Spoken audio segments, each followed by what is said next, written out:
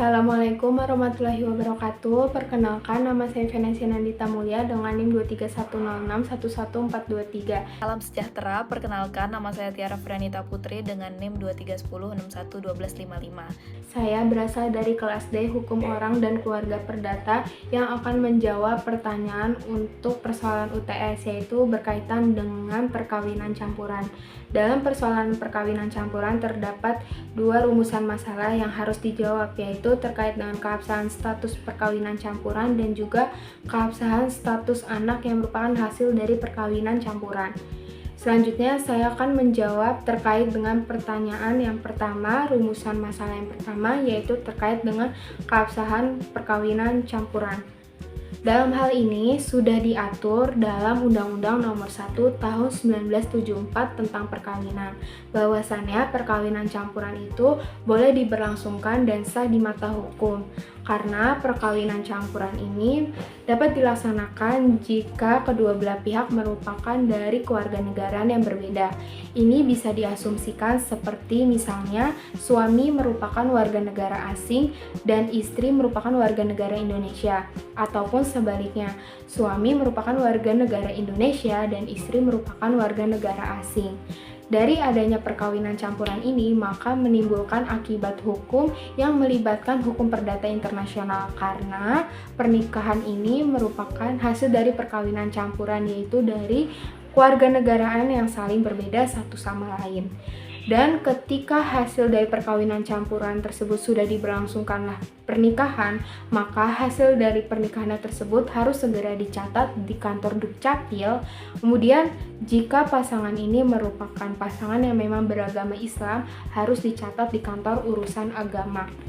Hal ini juga diperkuat dari jurnalnya Atika Sandra Dewi dan juga Istiana Syafitri, yaitu jurnal yang berkaitan dan berjudul tentang analisis perkawinan campuran dan akibat hukumnya, yang menjelaskan bahwa apabila perkawinan campuran tersebut diberlangsungkan di luar wilayah Indonesia, maka perkawinan tersebut harus segera dilaporkan di institusi terkait tempat berlangsungnya perkawinan campuran tersebut, kemudian dilaporkan di Kantor Republik Indonesia atau biasanya disebut KBRI, tempat berlangsungnya perkawinan yang sudah diberlangsungkan oleh kedua belah pihak ini.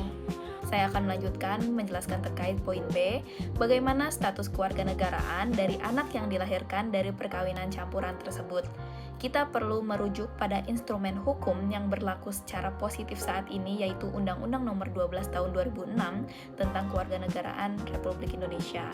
Berdasarkan pasal 6 huruf D undang-undang tersebut, secara otomatis anak tersebut memperoleh status hukum sebagai warga negara Indonesia.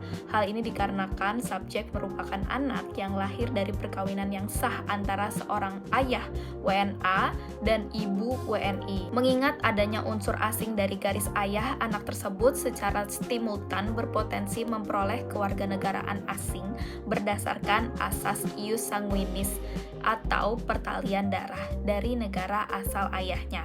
Dalam konteks ini, Indonesia memberikan perlindungan hukum melalui status kewarganegaraan ganda terbatas. Sesuai dengan pasal 6 ayat 1 UU nomor 12 tahun 2006, anak tersebut diizinkan memiliki dua kewarganegaraan sekaligus guna mengakomodasi hak keturunan dari kedua orang tua. Namun, status ganda ini memiliki batas waktu.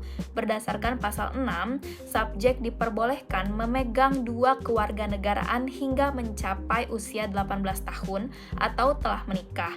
Setelah memenuhi kriteria usia tersebut, subjek diberikan tenggang waktu selama 3 tahun atau paling lambat hingga usia 21 tahun untuk menyatakan pilihan kewarganegaraannya secara mandiri. Selanjutnya, penting untuk memahami aspek tempat tinggal. Meskipun UU nomor 12 12 tahun 2006 telah mengatur kemudahan status ganda, prinsip dasarnya tetap sejalan dengan nilai dalam pasal 13 nomor 62 tahun 1958. Pasal tersebut menekankan syarat bahwa untuk mempertegas kedudukan hukum kekeluargaan dan status keluarga negaraan Republik Indonesia, si anak diharapkan untuk bertempat tinggal dan berada di Indonesia. Artinya, jika subjek memilih menjadi warga negara Indonesia sepenuhnya, konsekuensi logisnya adalah ia harus menjadikan Indonesia sebagai domisili tetap untuk dapat menjalankan hak dan kewajibannya secara paripurna. Penjelasan ini saya merujuk pada sumber referensi jurnal yang berjudul Status Kewarganegaraan Anak yang Lahir dari Ibu WNI dan Ayah WNI setelah berlakunya Undang-Undang Nomor 12 Tahun 2006 tentang Kewarganegaraan Republik Indonesia. Jurnal ini ditulis oleh Tika Andarasni Parwitasari. Sebagai kesimpulan, perkawinan campuran ini adalah sah secara hukum dan terhadap anak yang dilahirkan, negara memberikan pengakuan secara subjek kewarganegaraan ganda terbatas. Pengakuan ini merupakan bentuk kepastian hukum hingga batas usia yang ditentukan oleh undang-undang. Demikian paparan analisis hukum ini kami sampaikan. Terima kasih atas perhatiannya.